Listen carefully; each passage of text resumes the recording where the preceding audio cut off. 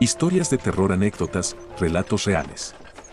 Viví en una zona que yo llamaría relativamente tranquila. Hace algunos años tuve un peculiar encuentro en la madrugada. He trabajado de noche por años. Regresando con un compañero del trabajo me dejó en X punto relativamente cercano a mi casa y su ruta, pero ese día desde que bajé del auto me sentía observado.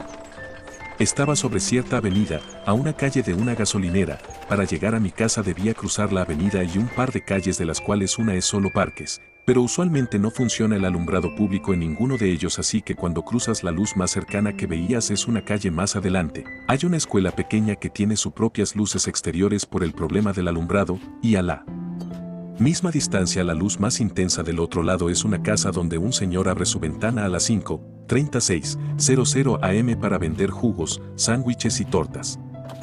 Por algún motivo ese día no había abierto temprano el señor, y como no había mucha luz me quedé donde estaba mirando al parque. De un lado son bancas techadas y del otro lado de la calle es una cancha de basquetbol rodeada de árboles, pero sentía que algo me miraba desde la cancha y pasé un buen rato mirando la cancha.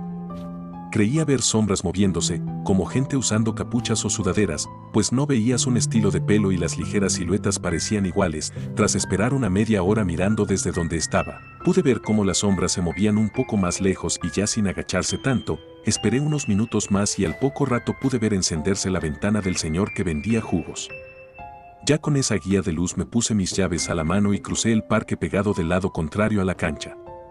Al llegar a casa le conté lo sucedido a un familiar y me fui a dormir. Me despertó alarmada alrededor del mediodía con una copia de esos periódicos chismosos, un tipo de periódicos locales con notas alarmistas donde mencionaban que en la cancha había aparecido un cadáver quemado. En ese momento, debido al grado de la combustión, no sabían si fue hombre o mujer. Si bien en retrospectiva pude haberme desviado algunas calles y pasar por otro lado, una parte de mí no quería darle la espalda a la cancha y me sentía lo suficientemente lejano y seguro para poder correr en caso de ser necesario. Adicionalmente, esa misma semana entre mi familia se contaron la historia de lo que vi y lo que pasó, y aparentemente un amigo de mi primo le contó el mismo día que vio cómo quemaban a alguien en la cancha. En su versión él regresaba pedo de una fiesta y por la hora que era ya no había transporte público para ir a su casa.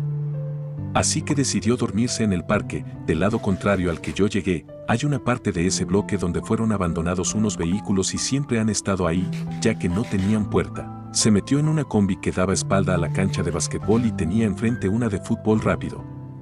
A cierta hora de la madrugada escuchó gritos o gemidos en sus sueños y empezó a despertar. Pensando que era una pareja que fue a darse al parque, se asomó por una de las ventanas de la combi y vio el espectáculo y las siluetas rodeando a la víctima. No sé y no sabe si gritó al verlo, pero empezó a hacer ruido y cuenta que escuchó cómo gritaban que fueran por él o que seguía él. En cuanto bajó, corrió muchas calles sobre la avenida hasta llegar a Periférico y ya de ahí buscó cómo irse a su casa. No es precisamente una historia de fantasmas, pero sí da algo de inquietud ver algo tan gráfico pasar tan cerca de donde vives, en una zona donde normalmente no pasa mucho y que es considerablemente pequeña.